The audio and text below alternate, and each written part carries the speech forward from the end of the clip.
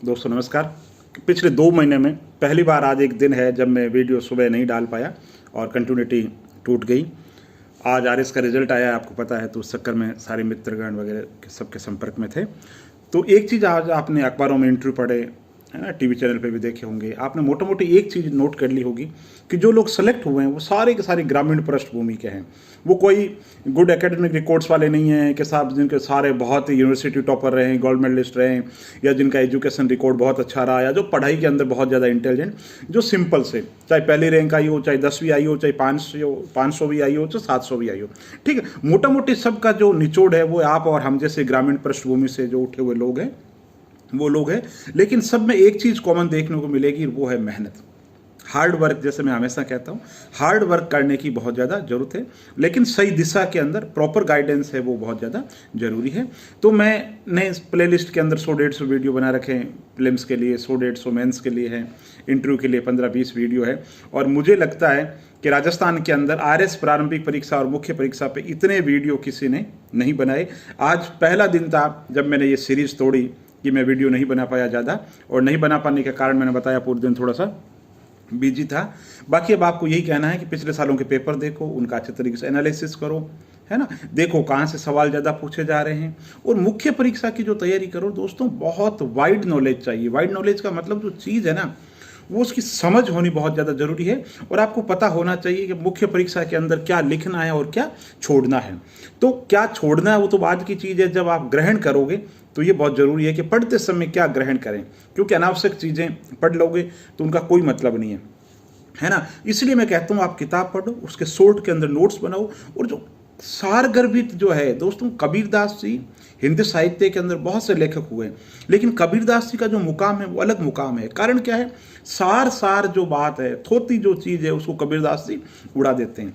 ये की बात प्रतियोगी परीक्षाओं की तैयारी के दौरान है, आप बहुत चीज़ें पढ़ रहे हो, है ना। एक छोटा सा टॉपिक बताता हूँ दोस्तों, है ना, आपकी समझ विकसित करने के लिए। जैसे कोरोना आया, है ना, कोरोना पे पिछले इतने समय के अंदर हमने लाखों न्यूज़ पढ़ी होगी, है ना, बहुत न्यूज़ पढ़ी, बहुत समय खराब हुआ हमारा ना, पढ़ पढ़ के। लेकिन टके की बात है तो कोरोना बीमारी क्या है, कैसे फैलती है, क्या वायरस है, पहला दुनिया का केस कौन सा था, भारत में केस कौन सा था, कौन कौन से टीके लग रहे हैं, है ना। कंपनी के जो मालिक थे एक, वो चर्चा के अंदर थे, वो बाहर चले गए तो उस वजह से चर्चा में, ठीक है। टीके के क्या इम्पैक्ट है ना। तो जो मोटा मोटी जो 8 या 10 जो चीज़ें हैं दोस्तों, वही काम की है। तो ये की बात, चाहे राष्ट्रीय आंदोलन हो, चाहे इतिहास, प्राचीन इतिहास हो, मध्यकाल हो, चाहे राजस्थान का सामान्य अध्ययन हो, कोई भी हो दोस्तों, पढ़ करके बस ये लो साहब आपसे कि भाई मुझे तो ये चीज़ आ रही है, जो पूछे शिक्षक की मर्जी है। पंचायती राज पूछे भारत में, तो मेरा तो ये पंचायती राज जो मैंने बुक्स में पढ़ रखा है ये मेरे लिए तैयार है, टीचर की मर्जी है, जो पूछना हो और जैसा सवाल पूछेंगे उसके हिसाब से खुद की बुद्धि से मैं उत्तर लिख दूंगा। और उत्तर भी ऐसे नहीं लिखूंगा, मुख्य परीक्षा के लिए एक एक सवाल का कम से कम 2-3 बार फ्रेमिंग करूंगा, लिखूंगा ये कैसे उत्तर लिखा जाता है। तो उत्तर में जो निखार आता है, और उत्तर में निखार तभी आता है जब आप उसके लिए बार बार प्रैक्टिस करोगे। तो मुख्य परीक्षा जो है वो अभ्यास का खेल है।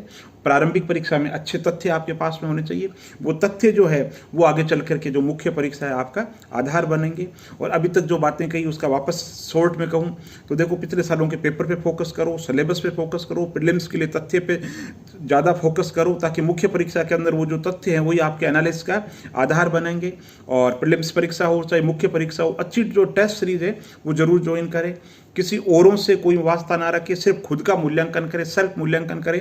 जो गुरुजन है, जो शिक्षक जन है, जो मित्रगण है, उनको अपनी जो कॉपी है, योग्य लोग जो आपको लगे उनसे आप चेक करवा सकते हैं।